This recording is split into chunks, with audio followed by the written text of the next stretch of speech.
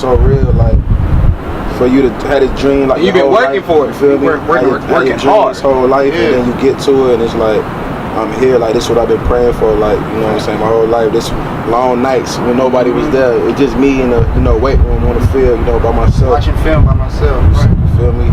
To get to this point, like it's real. Like it's rewarding. Yeah, it is rewarding.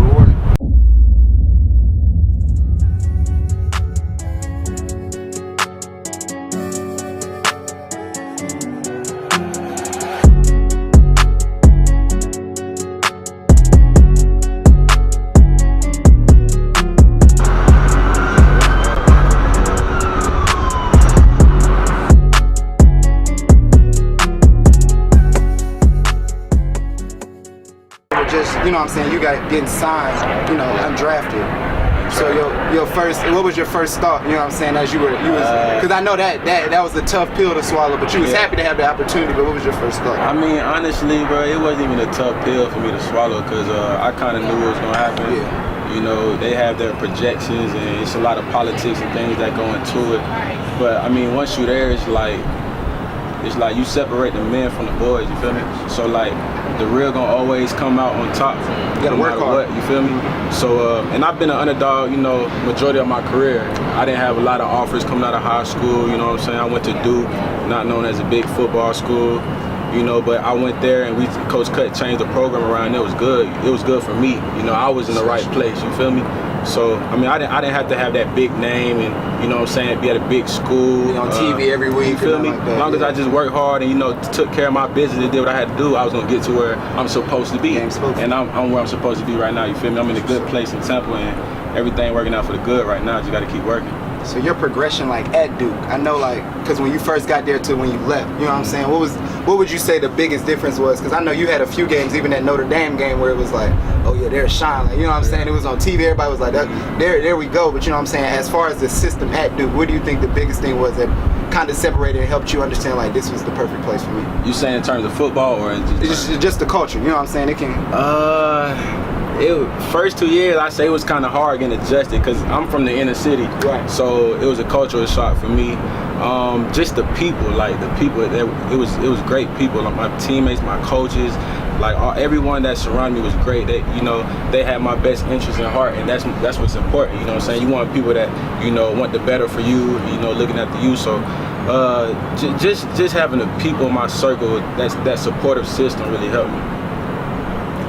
So when it comes to football just in general, like throughout this year, so as you started like training camp, what was the biggest thing you had to get over? Because they all gonna say he's small, so he's fragile, which isn't really, really the case. You know what I'm saying? But what was that biggest, I guess you could say hill that you kind of had to get over, that next hump, you know what I'm saying? Honestly, man, it's just, I don't think I struggled with too much going in because I had that mindset that no matter what was thrown at me, I was going to come out on top, you feel me? So,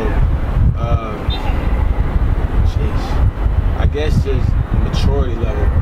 Once you get to the league, it's like so much is thrown at you with so much little help now, you know what I'm saying? In college, it's like they hold your hand, telling you to go to class, telling you to be here, but in the league, it's like you got a meeting at this time, you're not there, fine, you know what I'm saying? So it's like, it's just the discipline. Having the discipline, to be where I'm supposed to be, doing what I'm supposed to be doing as well as I can possibly do it, like my coach would say after I do Coach Cut.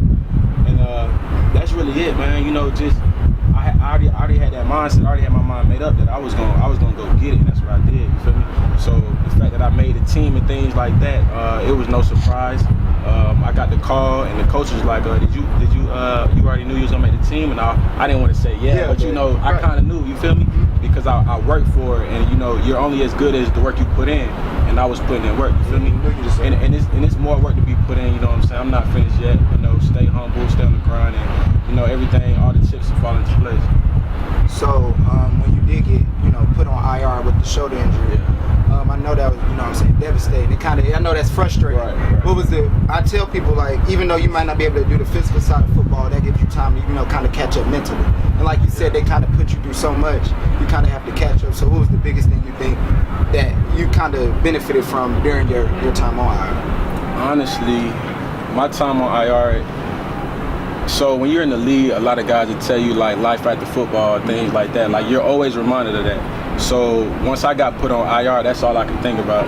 You know, I started doing other things like reading more, yoga, things like that. Just like focusing on my inner being, you know, my mind, my peace of mind, you know, stuff like that. All tomorrow, Dan Hicks and Johnny Miller wrap up the Tour Championship on NBC. Shaun Wilson comes back to get the kickoff now, takes it over the 20, and a nice move in the open field, and look at him accelerate. Maybe a house call. Being chased is Wilson. He'll go the distance. Much needed touchdown for Duke, 96 yards. So you have a great kick returner. He's hurt. Wilson comes in and says, I can play the role as well. One missed tackle. Coleman has a shot, sidesteps that, and then re-accelerates. He came to a dead stop on that. Just in general, because I remember, I'll give you a perfect example, because I was kicking for Hart. I remember Hart senior night, you know, Hart versus Westmeck, everybody was hyped. First play of the game. I think it was like a 98-yard, you know what I'm saying, touchdown return. But I mean, even like I said, that Notre Dame game, like, when you're running, like, does it slow down when you get the ball on a punt return more so, like? Well, I really don't do much of punt return. But like, I mean, kick return. In the league? Yeah, I want to know what the biggest adjustment or like that biggest thing you kind of like, because even your coach from Tampa Bay, he was like, you know what I'm saying, you had a good day, you return. No, I know in practice, you know what I'm saying, you have your times when you do return. In the league, is much different because like the hang time is, you know, is much greater. You have better kickers, you have faster players that get down the field faster. You know what I'm saying? So it's not easy at all. You feel me? And for me, everything is reaction. You know what I'm saying? So I'm running to the right, and you know, a player comes up, it's reaction time. You know what I'm saying? You got to better react quick, make a move. So I mean, it's cool. You know, I enjoy it, but at the same time, like, you don't want to take them hits head on. You feel me? So like, you see a little crease, you want to be ready for it. Yeah, you see a little crease, I'm trying to get in there. You feel me? I'm not trying to take hits on, you know, straight up collision. Like that's not what I'm about. But you know what I'm saying? It's cool. It's different from high school, of course. You know, high school. You know what I'm saying? Special teams in high school is a joke, and at least when I played, you know what I'm saying. So yeah, it's cool. The Notre Dame kick return that you mentioned was probably like one of my best special teams ever, like plays ever. Like I really enjoyed that one because like when I got the ball to cut on the dime and it was the acceleration, it was straight. Like, it was crazy. But like you see what I'm saying? That don't happen always either, though. You feel me? So it's just lucky to draw for real. It's hard to come by plays like that, especially on special team. You know what I'm saying? So. But it's cool, it's fun, you know what I'm saying, being able to, you know, have a rock in your hand in the lead, and you know, your family, friends watching you being able to put on for the city and stuff like that. So it's cool, and shout out to the city, man, because I don't really get to say this much, but like I get hit up by so many people, bro, from the crib, like that I may not even know. You know what I'm saying? Good job, Shaun, blah, blah, blah. You feel me? Like, you always got them people that, you know, maybe want something from you. You know what I'm saying? Or people that really support you. But for the most part, like, people from the crib really support it, bro. Like, it's all love. Like, they happy to see you, like, go out there and do your thing. And it's cool to have, like, you know what I'm saying, your city behind you like that. You feel me? So, you know, I'm just waiting on my opportunity, too, to get back to the city. You know what I'm saying? Have a little camp or something like that. Get back, show my appreciation. But, you know, with that comes time and things like that. I have hard work. Yeah, it's cool, man. It's cool. What's the go-to playlist? Game day, top 5 songs. Top 5 songs. Artists, you know, a few artists where you like, you know what I'm saying? Well, back in high school, man, I used to rock that Boosie, all the time, man.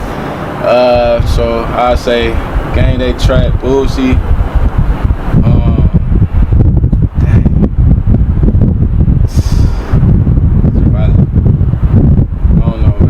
I say Boosie, really, because Boosie just put me in that mood. It put me in like another mood, like another like mindset, where I'm just like chest out. You feel me? Like Boosie just turned me up, made me want to boss up or something like that. You feel me? So really, Boosie, like that's really who I listen to pre-game, like my whole career, really, high school, college. Is there anybody since you made it to the NFL, like even if it's a player or a celebrity that you met that you know what I'm saying, you might not even necessarily admire, but you liked in high school, you was like, damn, like finally got to meet them, or you was just like, you kind of like were just happy to dap up, or you know what I'm saying? Nah, sad to say, nah, cause I feel like a groupie when I do that. Yeah, exactly.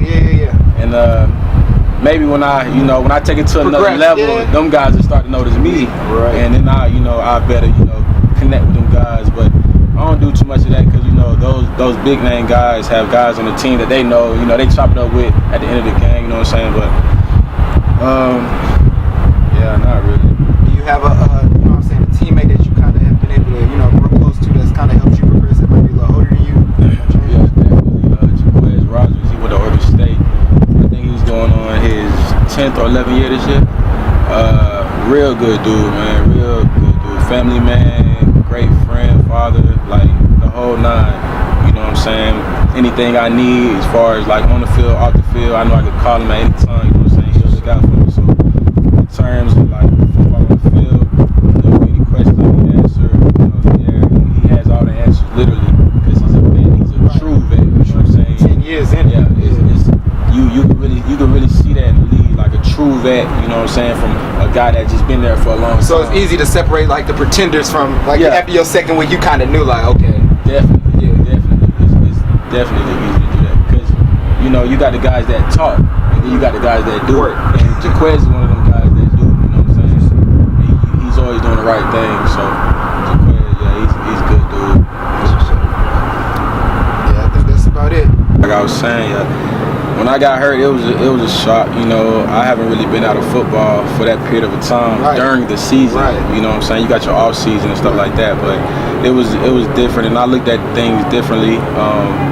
Life after football, thinking about what I'm gonna do. You know, I'm interested in like real estate, things like that. So I started homing in on those things and seeing like requirements and stuff like that, like things I can do to even get that started while I'm playing. I just recently went up to the NFL PA game in California to see my brother play, and I connected with a lot of guys up there that are, you know, doing their own little That can help deal. you after football. Yep, doing their own little deal while they're playing right now, and yeah, man, just think about life after football, man. Like they tell you so much, like it's not gonna last, like, you know. They just want you to be prepared, though. Be prepared. Yeah. Like the average football player, I think, is like 3 years, 3 to 5 years. And that's a short time. You got a lot of life left to live. With you being a running back, especially too, it's like you're trying to figure out where the balance is. Just figuring all those things out, you know. I wouldn't say I was down. You know what I'm saying? Right. I mean, it comes with the sport. Like you know, it's a possibility of these things happening. You feel me? So I mean, it was cool, but yeah, just homing in on that life after football and just thinking about it. Yeah. So this is one of the questions I honestly wanted to ask you at the start. But how big was that adjustment from Durham to Tampa? Because it's like you're going from little Durham to Florida. Man, it's cool, man. It's cool. You know, you got the beach, you got the scenery is nice, the out life is nice. But I still don't do too much. You know, I just stay to myself. I have a few guys on the team. You know, I kick it with from time to time. But it's easy to lose focus in the league, though, because, you know, you go from being this college student to like having thousands of dollars. You know what I'm saying? So it could get bad if you let it. But you know what I'm saying? I think I've done a good job of that, and just, you know.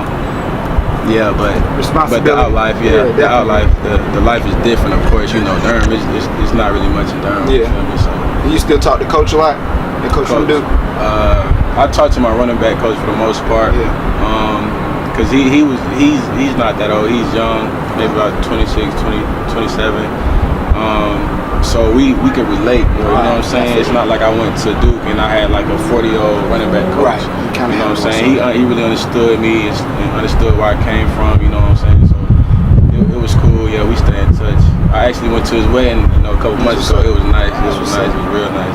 So what you know what I'm saying, you left the city of Charlotte, just being able to come back after your off season. What was the best, you know what I'm saying, the best part about being back in the city for, you know what I'm saying, the amount of time you had? Really just family, man. Family and friends. Like I said, like, I don't do too much when I come back. You know, a lot goes on, and I'm not trying to get caught up in the trouble and the things like that. So really just family and friends, man. Keep your circle small, keep your circle tight, and, you know, working towards them dreams and them big goals, you know what I'm saying, with the people that you know, that are in your circle, you know, that help you stay focused. So I don't do too much branching out. You feel me? I don't do too much of that. So for your, I guess we could say your second year goals, because I know personally I like to see you return the ball more. I want them to let you, you know what I'm saying, let you get some freedom, you know what I'm saying? Yeah. But what's your biggest goal for your second year coming back, you know what I'm saying, trying to bounce back more so?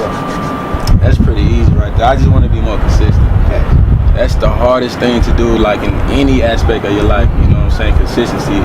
If you could do that, it'll take you a long way. It'll put you, you know, it'll take you from here to here, put you in front of a lot of people, you know what I'm saying? So just being consistent, man, just being consistent at everything I do, whether it's on the field or off the field, you know what I'm saying? So just being consistent, that's it.